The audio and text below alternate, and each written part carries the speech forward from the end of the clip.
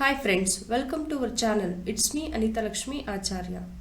Now we are discussing about UPSC Civil Service Examination previous year's questions. UPSC ನಾಗರಿಕ ಸೇವೆಗಳ ಪರೀಕ್ಷೆ ಹಿಂದಿನ ವರ್ಷದ ಪ್ರಶ್ನೆಗಳನ್ನು ನಾವು ಇವತ್ತು ಡಿಸ್ಕಸ್ ಮಾಡೋಣ. This is our part 2 session. Part 1 session ಅಲ್ಲಿ 5 questions ಅನ್ನು ನಾವು ಡಿಸ್ಕಸ್ ಮಾಡಿದ್ವಿ. ಈಗ ಮತ್ತೆ 5 ಪ್ರಶ್ನೆಗಳನ್ನು ನಾವು ಇವತ್ತು ನೋಡೋಣ. ಅದಕ್ಕೂ ಮುಂಚೆ ನಮ್ಮ ಚಾನಲ್ ಅನ್ನು ಯಾರು ಸಬ್ಸ್ಕ್ರೈಬ್ ಮಾಡಿಲ್ಲ ಪ್ಲೀಸ್ ಸಬ್ಸ್ಕ್ರೈಬ್ ಮಾಡಿ, ಶೇರ್ ಮಾಡಿ, ಹೆಚ್ಚಿನ ವಿಡಿಯೋಗಳಿಗೆ ನಮ್ಮನ್ನು ಬೆಂಬಲಿಸಿ ಅಂತ ಹೇಳಿ ವಿನಂತಿಸಿಕೊಳ್ತಾ ಇದ್ದೀನಿ. ಫಸ್ಟ್ ಪ್ರಶ್ನೆ ಬಂದ್ಬಿಟ್ಟು, in which one of the following the group are all the 4 countries members of the G20s 2020ಯಲ್ಲಿ ಪ್ರಶ್ನೆಯನ್ನು ಕೇಳಿದ್ದಾರೆ.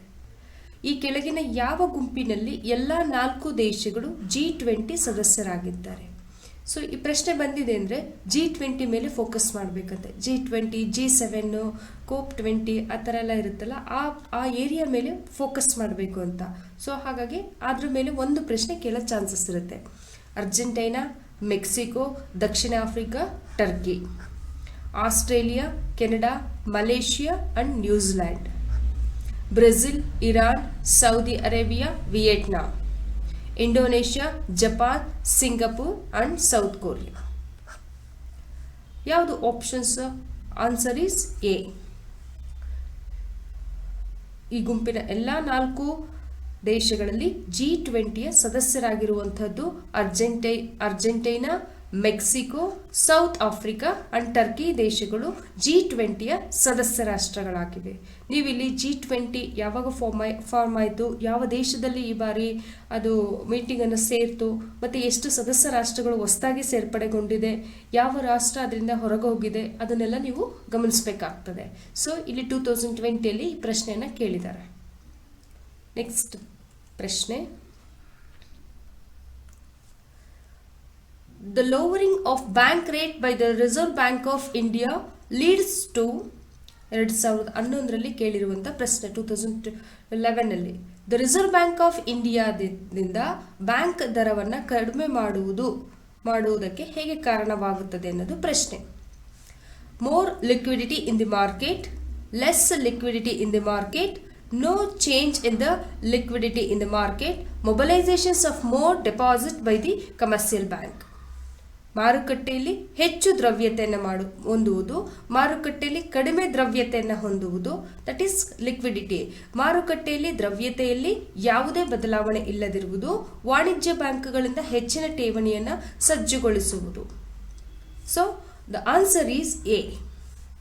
More liquidity in the market is a right answer. ಇದರರ್ಥ ಮಾನಿಟರಿ ಪಾಲಿಸಿಗೆ ಸಂಬಂಧಿಸಿದಂತೆ ಎಕನಾಮಿಕ್ಸ್ ಸಬ್ಜೆಕ್ಟಲ್ಲಿ ಮಾನಿಟರಿ ಪಾಲಿಸಿಗೆ ಸಂಬಂಧಿಸಿದ ಕಾನ್ಸೆಪ್ಟನ್ನು ಓದಲೇಬೇಕು. Repo rate, reverse repo rate, bank rate, ಇವುಗಳೆಲ್ಲವನ್ನು ನಾವು ನೋಡಲೇಬೇಕಾಗ್ತದೆ. ಹಾಗಾಗಿ ಆ ಏರಿಯಾ ಮೇಲೆ ಒಂದು ಪ್ರಶ್ನೆಯನ್ನು ನಾವು ಎಕ್ಸ್ಪೆಕ್ಟ್ ಮಾಡ್ಬೋದು. ಹಾಗಾಗಿ ಇಲ್ಲಿ so the lowering of the bank rate by the Reserve Bank of India is leads to more liquidity in the market ಅನ್ನೋದು is right answer. Next question, consider the following statement 2020ಯಲ್ಲಿ ಕೇಳಿರುವಂಥದ್ದು. ಈ ಕೆಳಗಿನ ಹೇಳಿಕೆಗಳನ್ನು ಪರಿಗಣಿಸಿ.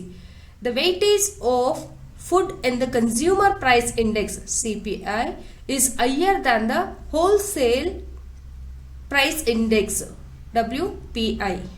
ಗ್ರಾಹಕ ಬೆಲೆ ಸೂಚ್ಯಂಕದಲ್ಲಿ CPI ಆಹಾರದ ತೂಕವು ಸಗಟು ಬೆಲೆ ಸೂಚ್ಯಂಕಕ್ಕಿಂತ ಹೆಚ್ಚಾಗಿದೆ.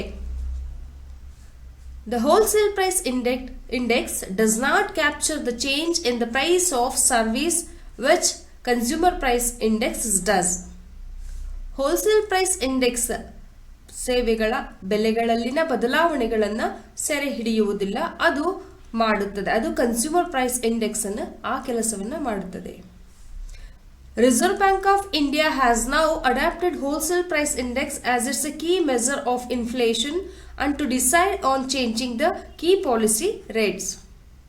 ರಿಸರ್ವ್ ಬ್ಯಾಂಕ್ ಆಫ್ ಇಂಡಿಯಾ ಈಗ ಹೋಲ್ಸೇಲ್ ಪ್ರೈಸ್ ಇಂಡೆಕ್ಸ್ ಅನ್ನ ಹಣದುಬ್ಬರದ ಪ್ರಮುಖ ಅಳತೆಯಾಗಿ ಅಳವಡಿಸಿಕೊಂಡಿದೆ ಮತ್ತು ಪ್ರಮುಖ ನೀತಿ ದರಗಳನ್ನು ಬದಲಾಯಿಸಲು ಕೂಡ ಇದು ನಿರ್ಧರಿಸಿದೆ. So which statement is given above is are correct?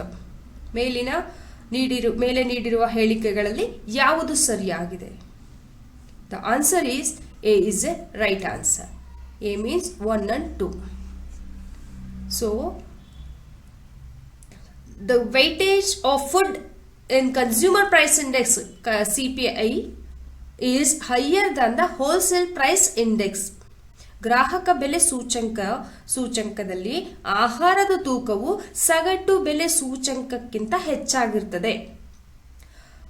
The wholesale price index does not capture the change in the price of service which CPI does. Wholesale price index ಸಗಟು ಬೆಲೆ ಸೂಚಂಕದ ಬೆಲೆಗಳಲ್ಲಿನ ಬದಲಾವಣೆಗಳನ್ನು ಮಾಡಕ್ಕಾಗದಿರೋದನ್ನ ಗ್ರಾಹಕ ಬೆಲೆ ಸೂಚಕ ಕನ್ಸ್ಯೂಮರ್ ಪ್ರೈಸ್ ಇಂಡೆಕ್ಸ್ ಇದು ಮಾಡ್ತದೆ ಅಂತ ಅರ್ಥ.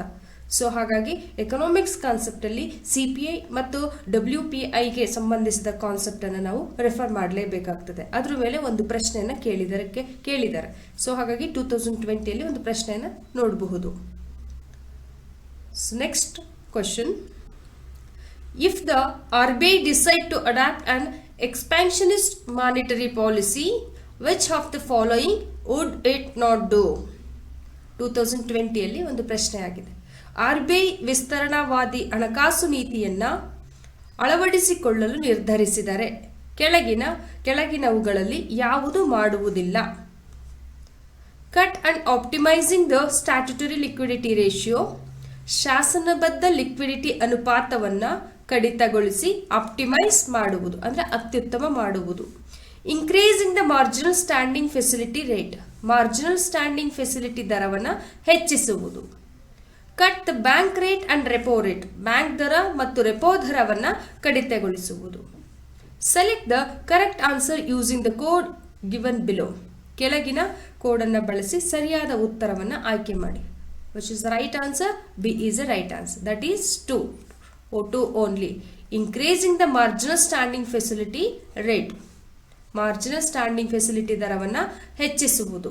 ಹಣಕಾಸು ಮಾನಿಟರಿ ಪಾಲಿಸಿಯನ್ನು ಅಡಾಪ್ಟ್ ಮಾಡ್ಕೋಬೇಕಾದ್ರೆ ಅಥವಾ ನೀತಿಯನ್ನು ಅಳವಡಿಸಿಕೊಳ್ಬೇಕಾದ್ರೆ ಮಾರ್ಜಿನಲ್ ಸ್ಟ್ಯಾಂಡಿಂಗ್ ದರ ಎಷ್ಟಿದೆ ಅಂತ ಅದ್ರ ಮೇಲೆ ಗಮನ ಹರಿಸುವುದು RBIನ ಒಂದು ನೀತಿ ಪಾಲಿಸಿ ಆಗಿದೆ. So answer is second 2 only. ಹಾಗಾಗಿ ಮಾನಿಟರಿ ಪಾಲಿಸಿ ಬಗ್ಗೆ ತುಂಬ ಡೆಪ್ತ್ ಆಗಿ ನೀವು ಓದಬೇಕಾಗ್ತದೆ. ನೆಕ್ಸ್ಟ್ ಪ್ರಶ್ನೆ.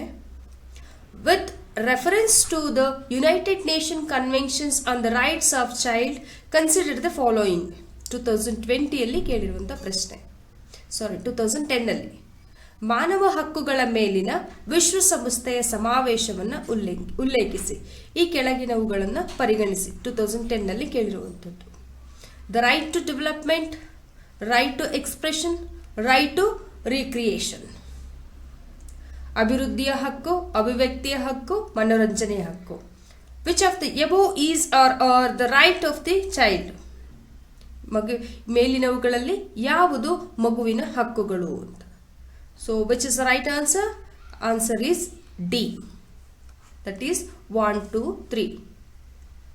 ಮಾನವ ಹಕ್ಕುಗಳ ಮೇಲಿನ ವಿಶ್ವಸಂಸ್ಥೆಯ ಸಮಾವೇಶದಲ್ಲಿ right to develop, right to expression, right to recreation ಮೂರೂ ಕೂಡ ಮಕ್ಕಳ ಹಕ್ಕುಗಳ ಡೆವಲಪ್ಗೆ ಸಾಧ್ಯ ಅಂತ ಹೇಳಿ ಅವಕಾಶವನ್ನು ಮಾಡಿಕೊಟ್ಟಿದೆ. ಸೊ ಹಾಗಾಗಿ ಸಮಾವೇಶದಲ್ಲಿ 3 ವಿಚಾರಗಳನ್ನು ಕೂಡ ಅಕ್ಸೆಪ್ಟ್ ಮಾಡಿದ್ದಾರೆ ಅಂತ ಹೇಳಿ ನೋಡ್ಬೋದು. ಸೊ ಇದ್ರ ಮೇಲಿನ ಪ್ರಶ್ನೆ ನಾವು 2010 ಎಕ್ಸ್ಪೆಕ್ಟ್ ಮಾಡಿದ್ದೀವಿ. ಸೊ 2010 ಬಂದಿದೆ.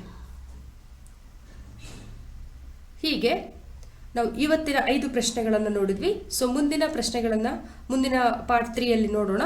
ಸೊ ನಮ್ಮ ಚಾನಲನ್ನು ಪ್ಲೀಸ್ ಸಬ್ಸ್ಕ್ರೈಬ್ ಮಾಡಿ, ಹೆಚ್ಚಿನ ವಿಡಿಯೋಗಳಿಗೆ ಬೆಂಬಲ ನೀಡಿ ಅಂತ ಹೇಳಿ ಮತ್ತೊಮ್ಮೆ ಕೇಳ್ಕೊಳ್ತಾ ಇದ್ದೀನಿ. So until thank you so much. Thank you.